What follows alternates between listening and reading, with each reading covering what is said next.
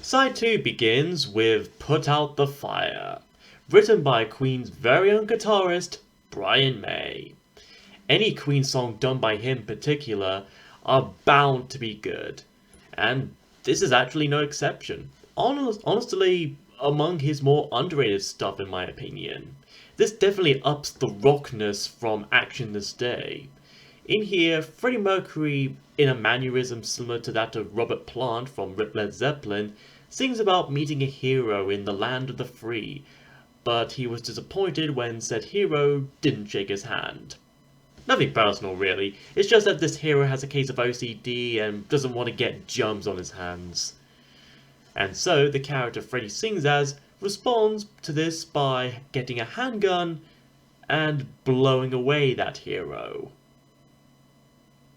Calling him the latter a critter and a bad guy that needed to pay.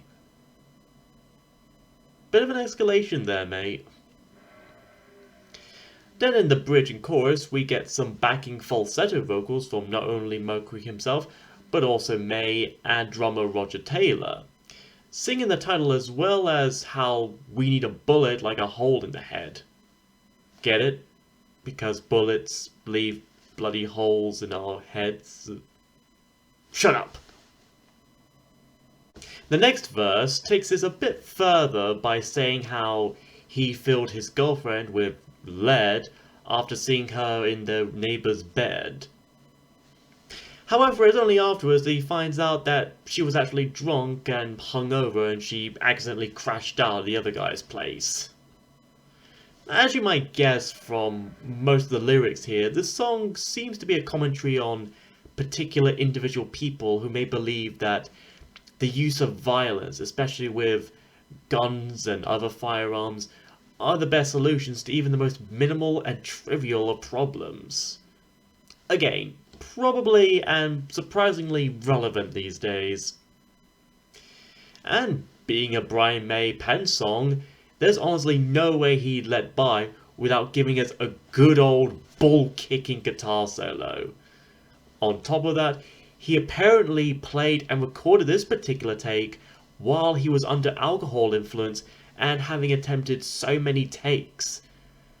So even whenever he's drunk, Brian will no doubt do a really good solo. That takes skill beyond belief. Next is Life Is Real, and in brackets, Song for Lennon. Yes, as you may imagine, this is a tribute to Beatles member John Lennon, back when the traumatic memory of his sudden murder and passing was still fresh in many people's minds, Mercury's included apparently, which may be why he wrote this. This is like the third, fourth, or fifth song I came across that happens to be a tribute of some kind to John Lennon. Even the track itself, with its piano-heavy music, plus Freddie's partially solemn delivery, does seem a bit reminiscent of the Imagine song, with a touch of classic ELO in there. Even if some of the lyrics here do seem a bit gruesome, like blood on my terraces and torsos in my closet. Is this supposed to be about John Lennon, or is it meant to be about Ed Gein? Jokes aside though, this could be in a way commenting on John's ever-growing celebrity status, even in spite of his lifestyle, possible timidness, and hermit-like nature. Sleeping is his leisure, love's a roulette wheel, success is his breathing space, and loneliness is his hiding place. Kinda like me. And inevitably, that fame and popularity would be his eventual downfall. Perhaps the previous track was actually about Mark David Chapman, and the hero in that was meant to be Lennon himself, considering how close the two songs are. And all throughout, Mercury keeps saying that life is real and that life is cruel, which can be true for many people, as it would be for Lennon.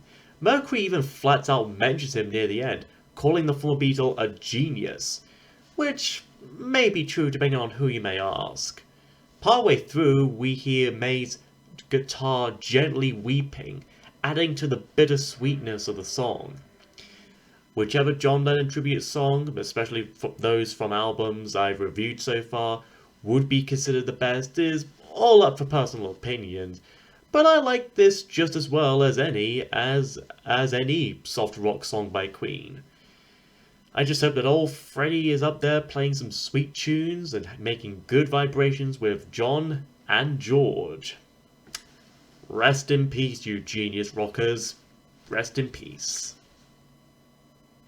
Afterwards is Calling All Girls, the only other song here to be written by Roger Taylor, featuring some feedback-enhanced guitars, plucky strums, and a vocal delivery similar to Philip Oakey from the Human League. This track is basically about Freddie calling all the boys and girls to take a message of love and spread it out as near and far as possible. Which could either mean spreading peace and love in a world riddled with war and hate, or the spreading of STDs, or sexually transmitted diseases. And considering how Freddie showed some symptoms of HIV as early as the same year this album came out in '82, and would eventually be tested positive of AIDS and would die from that, either are indeed likely possible. So take a pick, really. That aside, this is still a pretty neat and simple song from Taylor, even if it may sound like musical filler to some, and kind of steps down from the somewhat rockiness of some of the previous tracks. Then we have Palibras De Amor. I probably butchered that, but in brackets, the words of love. Another Brian May pen song, and possibly among his more curious tracks, same way how Teo Toriate Let Us Cling Together was his way of thanking Queen's Japanese fanbase. This song was apparently for their fans in Argentina, especially since by the time this album came out, the Falkland Wars had already started going on. Yeah. But here, May manages to step out of his comfort zone for a bit by tackling the keyboards in this track, while his guitars, both electric and 12-string acoustic, are somewhat more subdued and downplayed this time around, much like with most of this album. In the first verse, Freddie says, "Don't touch me now, don't hold me now, and don't break the spell," likely a warning not to break or spoil the illusion of their presence or stature. Or could be that he too is germophobic like the hero in Put Out the Fire. Then in the chorus, Freddie and Brian sing in these familiar, distinct harmonic vocals, and partially in Spanish as well. La Palibras de Amor, meaning, well, the words of love, and Despacito mi amor, meaning slowly my love. So it was Queen that made the original Despacito song. Who knew? The song ensures us that even in such a foolish world filled with so many souls far apart and growing old, we'll always meet each other again, no matter what, where, how, or when, etc. The love here isn't necessarily a romantic one, but rather a love for each other, family, friends, people overseas, and so on. A love for peace and equality for all. Following up on that is the penultimate track, Cool Cat.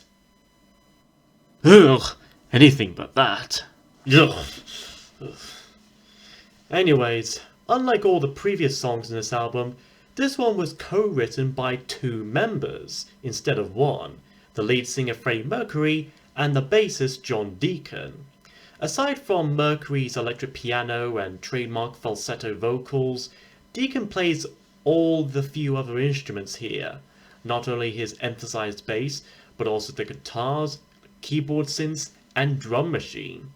In this, Mercury sings about a cool individual who hangs out, takes away all the sunshine, coming on strong with the chit-chat, and steals the limelight.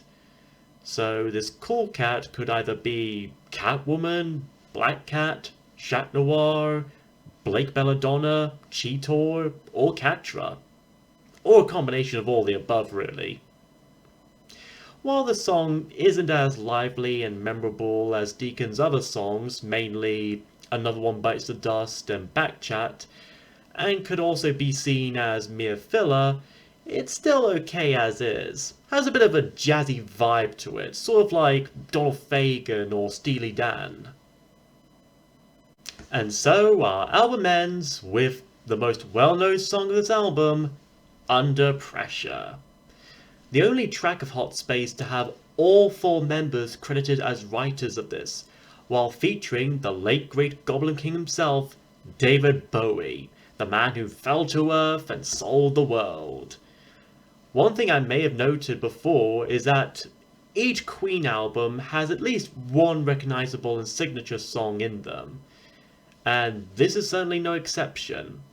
While Queen were writing and recording this song from a little jam session in the Mountain Studios in Switzerland, Bowie just so happened to be recording Putting Out Fire, a theme song for the 1982 remake of Cat People, in the very same studio. So as a result, they soon ran into each other, and Bowie offered to do some contributions there. In fact, he also did some backing vocals for the previous song Cool Cat, I guess because it also featured cats in a way. However, he soon requested such to be removed from the final mix at the 11th hour, after feeling a bit dissatisfied with his own take and performance. Nonetheless, his voice in this song remains, and all the better essential. It's scat singing, piano plucks, the brief use of a Hammond organ in the middle 8 bit, and an instantly recognizable bass line are absolutely fantastic and memorable. So much so that Vanilla Ice thought he could sample it without permission, crediting, or paying any royalties, and could get away with it. Which he certainly didn't, and eventually paid and gave credit anyways. Not so cool as Ice now, baby. The lyrics, as the title may suggest, delve into the feelings of pressure forced upon many individuals into a ruthless collective society. This force through mundane work and labor. It burns down a building, splits apart families, and puts people in streets. People who are put under this sense of terror and anxiety. And then in the climactic ending, Mercury asks if we could all give love a one last chance, to which Bowie answers by saying how love is old-fashioned and it dares us all to change our ways and to care for other people.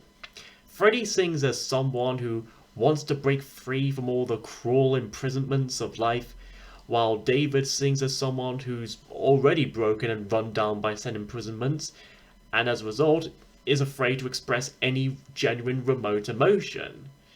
And the song, and Hot Space, ends with ominous finger snapping as they burn out and fade away. This song can never truly be resung perfectly again without Mercury or Bowie. Many can try, come close even, but those two great icons will still always remain on top. I hope the two are indeed in heaven, with Lennon, Harrison, among many other great rock stars. And after all said and done, Hot Space is actually alright. While I don't mind Queen taking some different musical approaches, I can understand how certain songs here could either be hit or miss. The first half were mostly minimalist pop tunes, while the other half managed to balance things out a bit by utilizing a few of some guitars and other instruments, as well as mixing things up a bit every now and then. Of course, Under Pressure is still worth it all in the end, literally considering its place as the last track, and Queen would continue finding a compromise between the new pop and old rock, with later albums such as The Works, A Kind of Magic, The Miracle, and Innuendo. Hot Space may seem a little unproduced, but sometimes less is more. Next time, we celebrate the 55th anniversary of what is considered by many to be one of, if not the most influential rock album of all time. Sgt. Pepper's Lonely Hearts Club Band.